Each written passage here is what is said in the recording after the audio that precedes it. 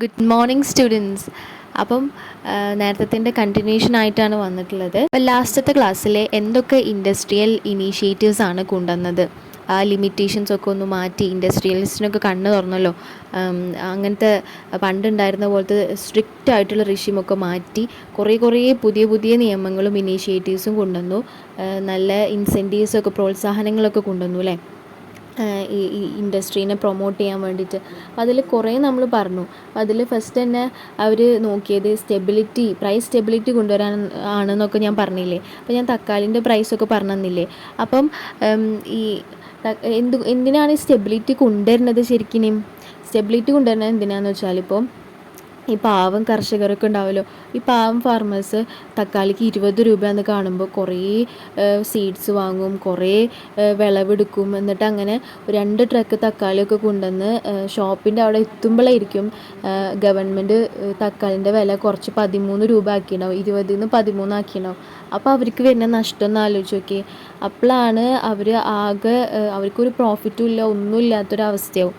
അപ്പോൾ അങ്ങനത്തെ ഒരു അവസ്ഥ വരാണ്ടിരിക്കാനും ഈ ഫാമേഴ്സിനൊക്കെ പ്രൊട്ടക്റ്റ് ചെയ്യാനും അതുപോലെ തന്നെ പ്രൈസിന് നല്ല രീതിയിലൊന്ന് സ്റ്റേബിളായി നിർത്താനൊക്കെയാണ് ഈ പുതിയ ഈ ലിബറലൈസേഷനും കാര്യങ്ങളൊക്കെ നോക്കിയത്. 1980s 85 ആ കാലഘട്ടത്തിൽ കൊണ്ടുവന്ന ഇനീഷ്യേറ്റീവ്സ് അതിനൊക്കെ വേണ്ടിയിട്ടായിരുന്നു. അപ്പോൾ അതൊക്കെയായിരുന്നു പറഞ്ഞിരുന്നത് അല്ലേ. അതിലിങ്ങനെ കുറേ കാര്യങ്ങൾ പറഞ്ഞല്ലേ.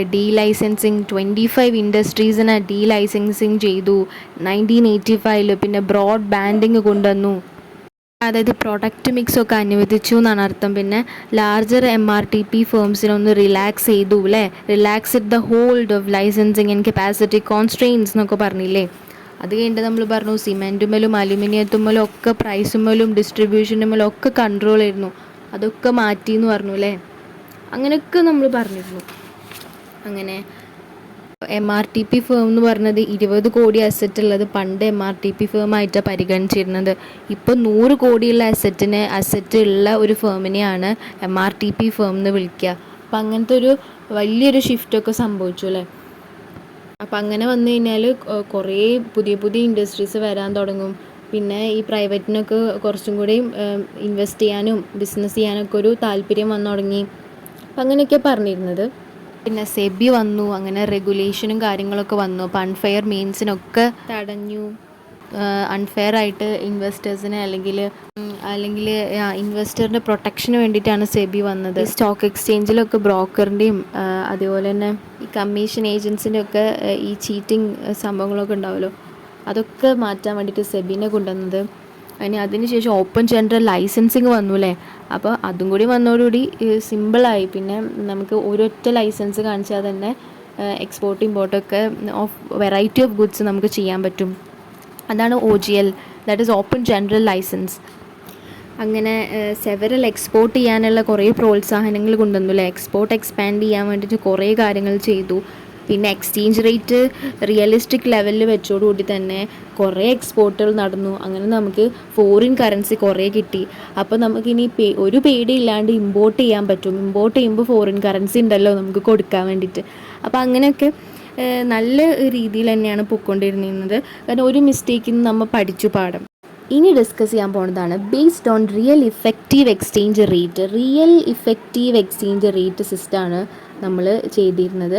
അപ്പോൾ അതിൽ REER എന്ന് പറയും. അതിൽ rupee was depreciated. Rupee depreciate ചെയ്തെന്ന് പറഞ്ഞാൽ 30% റുപ്പി ഡിപ്രീസിയേറ്റ് ചെയ്തു. എപ്പോൾ 1985 തൊട്ട് 1986 വരെ, അതുപോലെ തന്നെ 1989 to 90 വരെ. അങ്ങനെ ആ ഒരു 2 വർഷങ്ങളിലായിട്ട് നമ്മൾ റുപ്പി അങ്ങോട്ട് ഡിപ്രീസിയേറ്റ് ചെയ്തു. റുപ്പി ഡിപ്രീസിയേറ്റ് ചെയ്ത് എന്താ സംഭവിക്കുക എന്നറിയോ?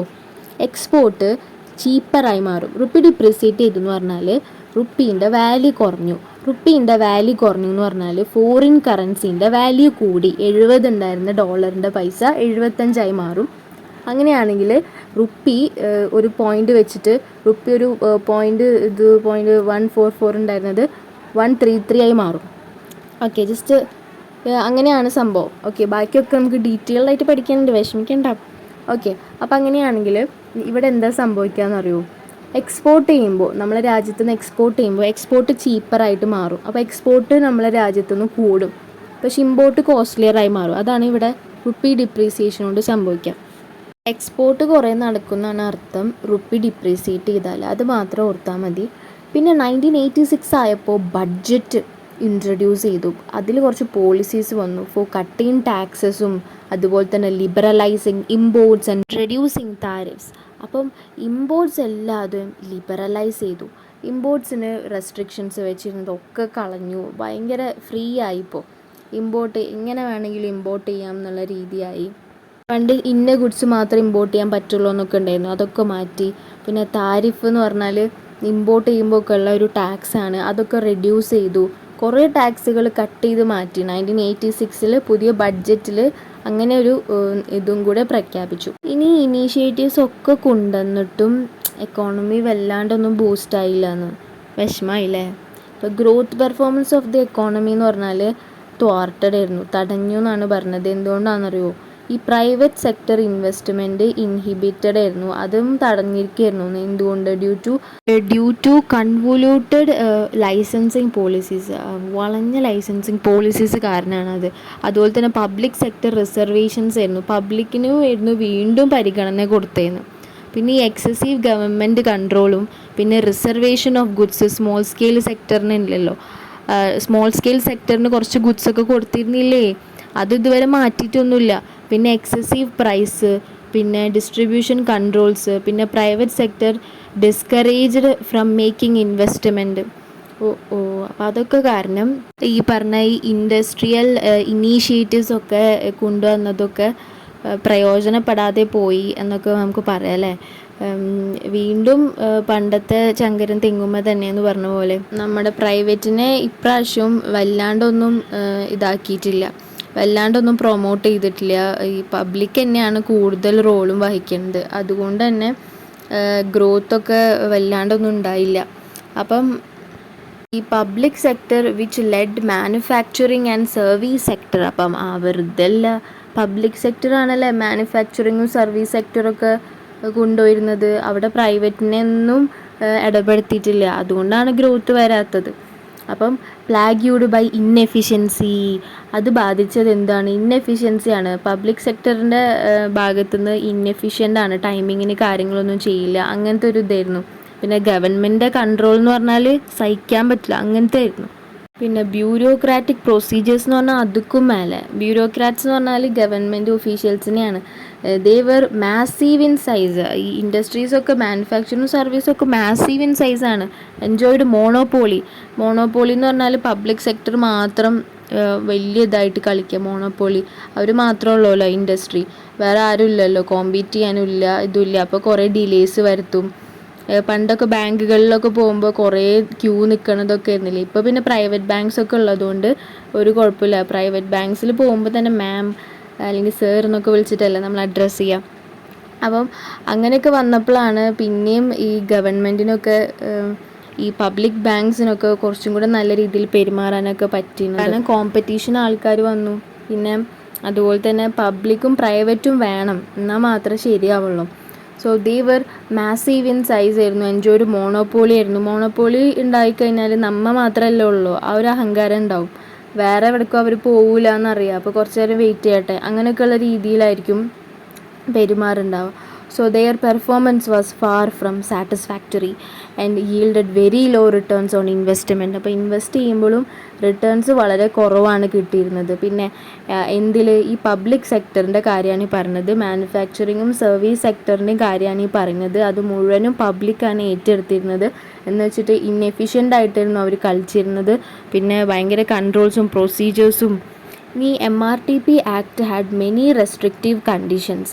ഈ MRTP ആക്ടിനും മെനി റെസ്ട്രിക്റ്റീവ് കണ്ടീഷൻസ് ഉണ്ടായിരുന്നു. ക്രിയേറ്റിംഗ് ബാരിയേഴ്സ് ഫോർ എൻട്രി, ഡൈവേഴ്സിഫിക്കേഷന് സമ്മതിച്ചിരുന്നില്ല, എക്സ്പാൻഷൻ ഫോർ ലാർജ് ഇൻഡസ്ട്രിയൽ ഹൗസസിനും സമ്മതിച്ചിരുന്നില്ല.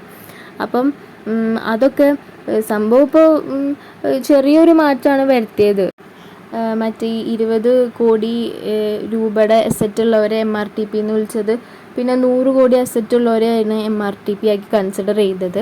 അപ്പോൾ അത് എന്ന് പറഞ്ഞാൽ അങ്ങനെയൊക്കെ ആ ഒരു ചെറിയൊരു ചേഞ്ച് കൊണ്ടുവന്നിട്ടൊന്നും കാര്യമൊന്നും ഉണ്ടായിരുന്നില്ല എന്നാണ് ഇവിടെ പറയുന്നത്.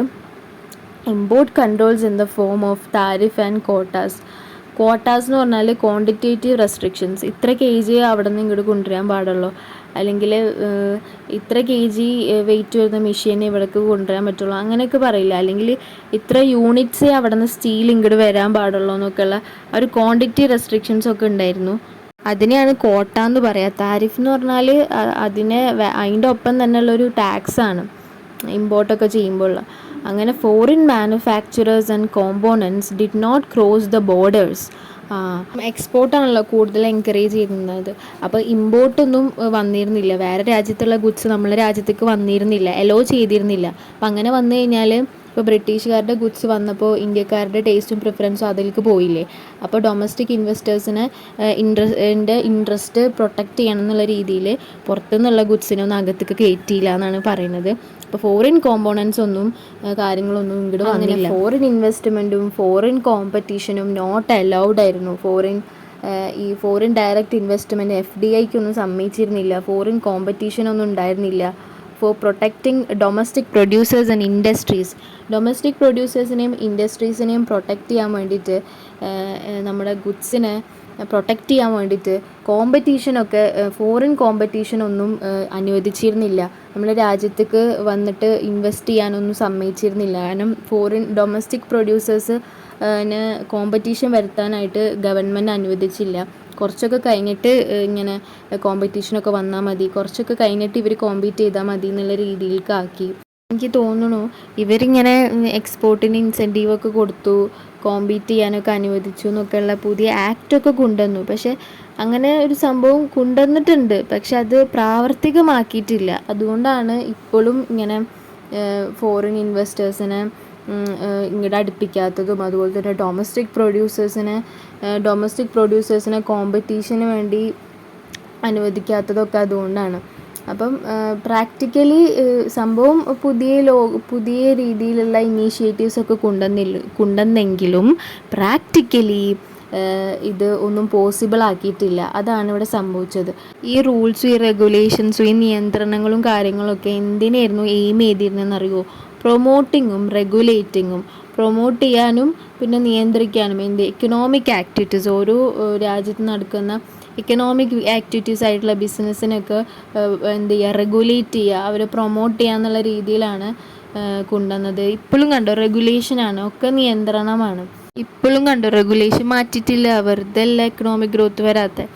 അപ്പം become major hindrance to growth and development. കണ്ടോ, ഗ്രോത്ത് ചെയ്യാനും ഡെവലപ്പ് ചെയ്യാനും വേണ്ടിയിട്ട് കൂടുതൽ റെഗുലേഷൻസൊക്കെ മാറ്റി ഫ്രീഡം കൊടുക്കണം അല്ലേ. അപ്പം അതൊന്നും കൊടുത്തില്ല, എല്ലാ ബിസിനസ്സിനെയും അങ്ങോട്ട് റെഗുലേറ്റ് ചെയ്തു, വലിയ കൺട്രോളൊക്കെ വെച്ചു. അപ്പോൾ അത് തന്നെയാണ് മേജർ ഹിൻഡ്രൻസ് ആയത്, വലിയൊരു തടസ്സമായി ഗ്രോത്തിനും ഡെവലപ്മെൻറ്റിനുള്ളൊരു തടസ്സം തന്നെ ഗവൺമെൻറ്റായി മാറി എന്നാണ് പറയുന്നത്. അപ്പം reforms in 1980s were limited in scope. ആയിരുന്നു, without a clearly observable road map. അപ്പം നമ്മൾ പറഞ്ഞ പോലെ തന്നെ അതിന് ലിമിറ്റേഷൻ ഉണ്ട്. Lesson learned, idea to give. അപ്പം ഇതിൽ നിന്നും അവർ കുറച്ച് പാഠങ്ങളൊക്കെ പഠിച്ചു. അപ്പം ലെസൺ ലേൺഡ് എന്താണെന്ന് വെച്ചാൽ idea to give markets should be given priority over government. അപ്പോൾ ഗവൺമെൻറ് അവസാനം വിചാരിച്ചു ഇനി എല്ലാം മാർക്കറ്റിന് വിട്ടുകൊടുക്കാം, പ്രൈവറ്റിന് വിട്ടുകൊടുക്കാം. ഗവൺമെൻറ് ഈ മാനുഫാക്ചറിങ്ങും ഈ സർവീസ് സെക്ടറും സെക്കൻഡറിയും ടെർഷറി സെക്ടറും ഗവൺമെൻറ് നോക്കി നടത്തുന്നതിലും നല്ലത് മാർക്കറ്റ് നോക്കി നടത്തട്ടെ. In the conduct of good number of economic activities. അതെ, എക്കണോമിക് ആക്ടിവിറ്റീസ് ആയിട്ടുള്ള ബിസിനസ്സൊക്കെ നടത്തുന്നത് പ്രൈവറ്റ് ആയിക്കോട്ടെ എന്ന് പറഞ്ഞിട്ട് ഗവൺമെൻറ് ഒഴിഞ്ഞു കൊടുക്കുകയാണ്. പക്ഷെ ഗവൺമെൻറ് ചെറിയ രീതിയിലൊക്കെ ഒന്ന് റെഗുലേറ്റ് ചെയ്യും. അപ്പോൾ അതാണിപ്പോൾ കറൻ്റ്ലി നമ്മളിവിടെ നടക്കുന്നത് അല്ലേ. അപ്പം ഈ ഒരു സംഭവമാണ് ഗെയിൻഡ് ബ്രോഡ് ആക്സെപ്റ്റൻസ്. അപ്പോൾ ഇങ്ങനെ ചെയ്താൽ മതി എന്നുള്ളത് പിന്നെ വലിയൊരു ആക്സെപ്റ്റൻസിൽ എല്ലാവരും അംഗീകരിച്ചു. അതുകൊണ്ടാണ് ഇപ്പോഴും അങ്ങനെ തന്നെയാണല്ലോ. ഗവൺമെൻറ്റും ഉണ്ട് പ്രൈവറ്റും ഉണ്ട്, രണ്ടുപേരുണ്ട്. പക്ഷേ ഗവൺമെൻറ് ചെറുതായിട്ടൊന്ന് റെഗുലേറ്റ് ചെയ്യും, പക്ഷേ ശരിക്കും കളിക്കളത്തിൽ കളിക്കുന്നത് ആരാ? മാർക്കറ്റായ പ്രൈവറ്റ് ആയിരിക്കും. ഇപ്പം ഈ 1980s ഈ റിഫോംസ് ഉണ്ടല്ലോ, ഈ പരിഷ്കാരങ്ങളൊക്കെ അവിടെ നിന്നും ലെസൺ പഠിച്ചത് എന്താണ്? Markets should be given priority over government എന്നാണ് അവിടെ പഠിച്ച പാഠം. ഗവൺമെൻറ് ഇൻ്റർവെൻഷൻ മാർക്കറ്റിൽ വേണ്ട എന്നുള്ളൊരു ഐഡിയ ആണ് അവർക്ക് അവിടെ കിട്ടിയത്. Let the market play and government just look and stand like a guardian എന്നുള്ളതായി. അപ്പം പ്ലേ ഗ്രൗണ്ടിൽ കുട്ടിനെ കളിക്കാൻ വിട്ടിട്ട് ഇങ്ങനെ മദർ ഇങ്ങനെ നോക്കി നിൽക്കൂലേ, അപ്പോൾ കുട്ടി എങ്ങനെ വീണ് കഴിഞ്ഞാൽ കാലൊക്കെ ഒന്ന് തുടച്ച് അപ്പം പൊടിയൊക്കെ ഒന്ന് തട്ടി ഫസ്റ്റ് എയ്ഡൊക്കെ കൊടുക്കാനായിട്ട് വരില്ലേ, അതുപോലെ ഗവൺമെൻറ് വരും. കളിക്കളത്തിൽ ഇറങ്ങുന്നത് മാർക്കറ്റായിരിക്കും എന്നുള്ളത് ഉറപ്പിച്ചു. അപ്പോൾ അങ്ങനെ ഇവിടെ പറയുന്നത് the liberalisation in the 1980s served as a necessary foundation for the more universal and organised reforms of the 1990s. 1990s 1991 ഒരു റിഫോം വന്നു, അതാണ് മെയിനായിട്ടുള്ള റിഫോം. അപ്പോൾ അത് അടിപൊളിയായിട്ട് വളരെ ഓർഗനൈസ്ഡ് ആയിട്ടുള്ള ഒരു മോർ യൂണിവേഴ്സൽ ആയിട്ടുള്ള അടിപൊളി റിഫോം ആയിട്ട് 1990s റിഫോം മാറിയതിൻ്റെ കാരണം എന്ന് പറഞ്ഞാൽ ഈ ഒരു ഫൗണ്ടേഷൻ ആയിട്ടുള്ള ലിബറലൈസേഷൻ ഇൻ 1980s കൊണ്ടാണ്. അപ്പം 1980s റിഫോംസും 1991 വന്ന അടിപൊളി റിഫോമിൻ്റെ ഷേപ്പ് ചെയ്യാനായിട്ട് കുറേ സഹായിച്ചിരിക്കണം. കുറേ ലെസൺസ് നമ്മൾ അതിന് പഠിച്ചിട്ടുണ്ട്. അപ്പം എൻ്റെ വീഡിയോസ് ഇഷ്ടപ്പെടുകയാണെങ്കിൽ, മനസ്സിലാവുന്നുണ്ടെങ്കിൽ ഒന്ന് ലൈക്ക് ചെയ്യുക, ഷെയർ ചെയ്യുക, കമൻറ്റ് ചെയ്യുക, സബ്സ്ക്രൈബ് ചെയ്യണേ. അപ്പോളേ 1991 നരസിംഹറാവു ഗവൺമെൻറ്റാണ് റിഫോം കൊണ്ടുവന്നത് മോനെ. ആ റിഫോംസിന് ലിമിറ്റേഷൻസ് ഒന്നും ഉണ്ടാവില്ല എന്ന് പ്രതീക്ഷിക്കാം നമുക്ക്. ഭയങ്കര ഫേമസ് ആയിട്ടുള്ള റിഫോമാണ് 1991 വന്നത്. അത് ലെഡ് ചെയ്തത് നരസിംഹറാവു ഗവൺമെൻറ് ആയിരുന്നു. അപ്പം നെക്സ്റ്റ് വീഡിയോയിൽ അതിനെപ്പറ്റി പഠിക്കാം. ഭയങ്കര ഇൻട്രസ്റ്റിംഗ് ആയില്ലേ? ഇപ്പോൾ ഇനി എന്താ സംഭവിച്ചതെന്ന് അറിയണം.